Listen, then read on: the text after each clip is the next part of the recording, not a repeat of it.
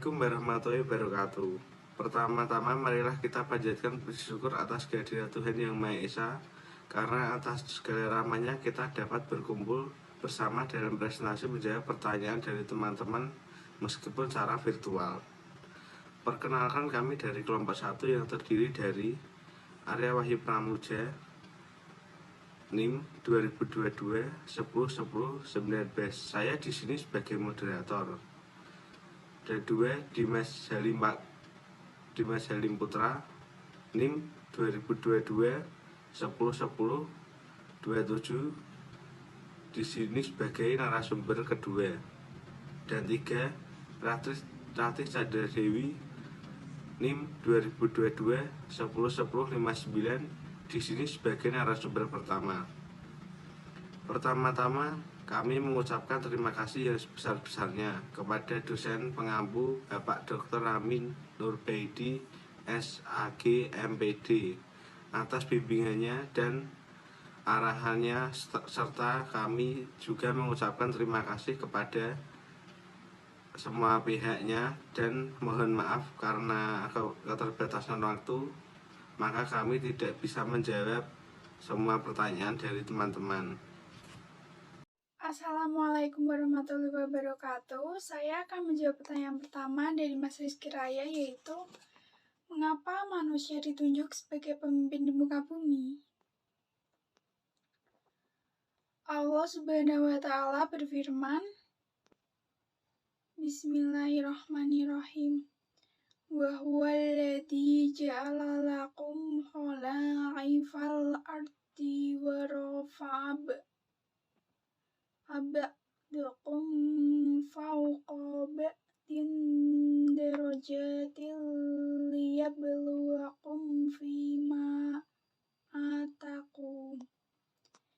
Inna rabbaka sari'ul iqab wa innahu laghafurur rahim, yang artinya yaitu, dan dialah yang menjadikan kamu penguasa-penguasa di bumi, dan dia meninggikan sebagian kamu atas bagian yang lain beberapa derajat untuk mengujimu tentang apa yang diberikannya kepadamu.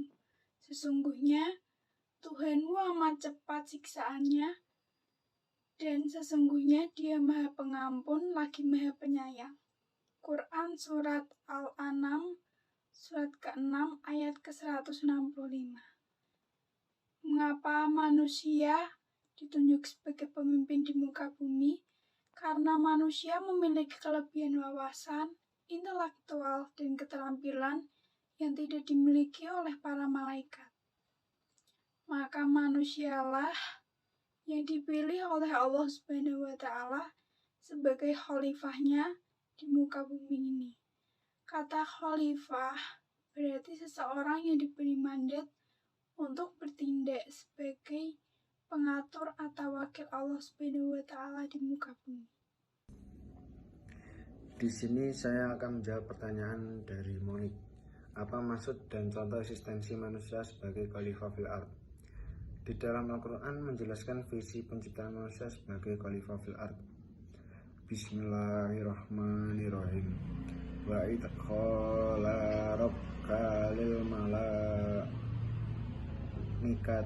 inna ja'ali fil ardi khalifah qalu atajmalu fiha man yuksidu fiha wa yanfiku dama'a wa nusabbahu bihamdika wa nuqaddalaka qala inni ukhlamu ma la ta'lamun. Ingatlah ketika Allah berfirman kepada para malaikat, sesungguhnya aku hendak menjadikan manusia atau perempuan dan laki-laki sebagai khalifah di bumi. Malaikat berkata, mengapa engkau hendak menjadikan manusia sebagai khalifah, padahal mereka nantinya hanya akan membuat kerusakan dan pertumpahan darah. sementara kami senantiasa bertasbih, memuji dan mensucikan Engkau. Allah berfirman, sesungguhnya aku mengetahui apa yang tidak kamu ketahui. Quraisy Surat Al-Baqarah ayat 2. Ayat tersebut menjelaskan tujuan utama penciptaan manusia atau perempuan dan laki-laki adalah menjadi khalifah atau pemimpin, pengelola, manajer di bumi. Dalam tata bahasa Arab, kata khalifah tidak merujuk pada jenis kelamin atau kelompok tertentu. Dengan demikian, semua manusia apapun jenis kelamin biologis maupun gendernya mempunyai fungsi sebagai khalifah dan akan mempertanggungjawabkan tugas kekhalifahan itu kelak di hadapan Allah Subhanahu wa taala. Islam memandang manusia sebagai makhluk terhormat dan bermartabat. Manusia adalah makhluk Tuhan yang diberi tanggung jawab untuk mengelola kehidupan di muka bumi, atau dalam istilah Al-Quran disebut khalifah fil ard. Sebagai khalifah, tugas utama manusia adalah mewujudkan kemakmuran, kesejahteraan, dan kedamaian bagi semua makhluk di alam semesta atau rahmatal alamin. Tugas dari seorang khalifah menjadikan perlindungan bagi umat dan menjaga kelestarian alam atau ekosistem, sehingga khalifah dan umat harus bersatu dan saling mencintai guna menjalankan kehidupan sesuai dengan syariat Islam dan keberlangsungan hidup. Dan selanjutnya saya akan menjawab pertanyaan dari Rian Hidayatullah. Apa itu rahmatan lil alamin dan maknanya? Islam rahmatan lil alamin terdiri dari dua kata, yakni rahmat yang berarti kasih sayang dan lil alamin yang berarti seluruh alam. Namun ulama tafsir berbeda pendapat mengenai maksud rahmatan lil alamin dalam surat Al-Anbiya.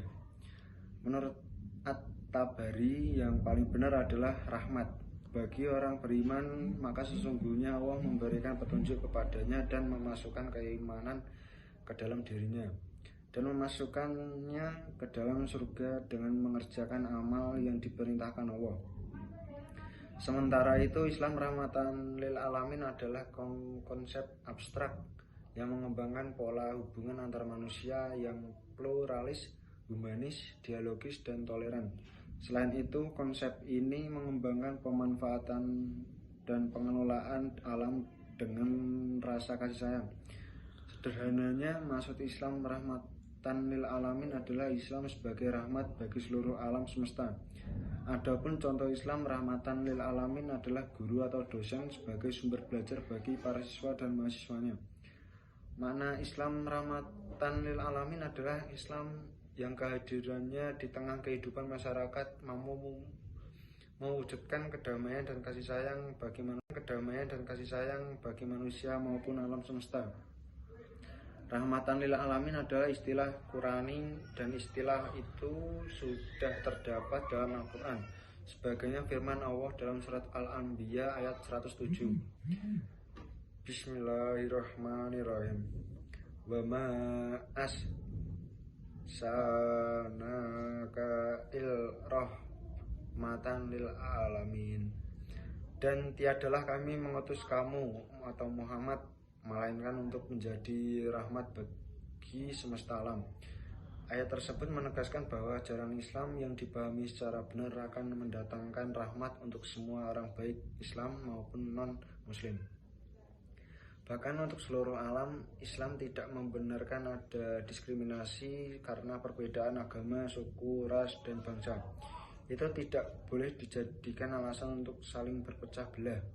Seorang muslim mempercayai bahwa seluruh umat manusia adalah keturunan Adam, dan Adam diciptakan dari tanah. Perbedaan suku, bangsa, dan warna kulit adalah bagian dari tanda-tanda kekuasaan dan kebijaksanaan Allah dalam menciptakannya dan mengatur makhluknya. Di sini saya akan menjawab pertanyaan Syifa Aulia. Apa itu seorang sufi? Sufi adalah ahli ilmu tasawuf atau sufisme. Tasawuf atau sufisme ini adalah bagian dari ilmu Islam yang pentingnya dipahami selain ilmu tauhid dan ilmu fikih. Ilmu tasawuf merupakan ilmu yang berfokus pada membangun diri untuk menjauhi hal duniawi. Sufisme muncul sebelum Nabi Muhammad Subhanahu wa Ta'ala menjadi Rasul. Sebagai pendapat mengatakan bahwa paham sufisme merupakan paham yang sudah berkembang sebelum Nabi Muhammad menjadi Rasulullah. Ini berasal dari orang-orang dari daerah Irak dan Iran yang baru masuk Islam sekitar abad ke-8 Masehi. Meski sudah masuk Islam, hidupnya tetap memelihara kesejahteraan dan menjauhkan diri dari kemewahan dan kesenangan duniawi.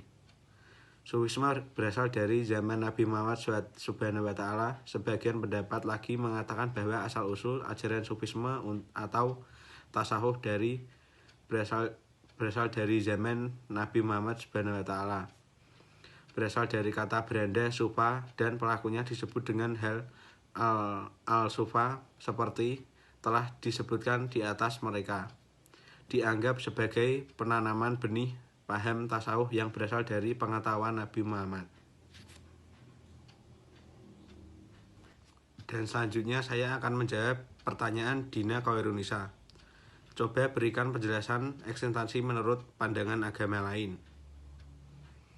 Perbedaan eksistensi manusia dalam pandangan Islam dan Barat terletak pada awal mula adanya pemikiran eksistensi manusia.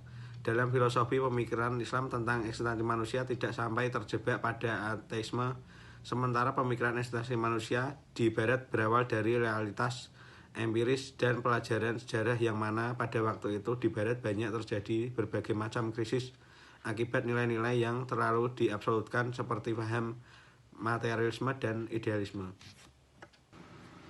Sekian presentasi menjawab pertanyaan dari kelompok kami. Terima kasih kepada narasumber dan mohon maaf kepada seluruh penanya apabila jawaban dari kami belum sesuai dengan yang diharapkan. Untuk itu kami mohon kepada dosen pengampu Bapak Dr. Amin Nurbaidi, SAG, MPD untuk berkenan menambah atau menguatkan jawaban dari kami. Wassalamualaikum warahmatullahi wabarakatuh.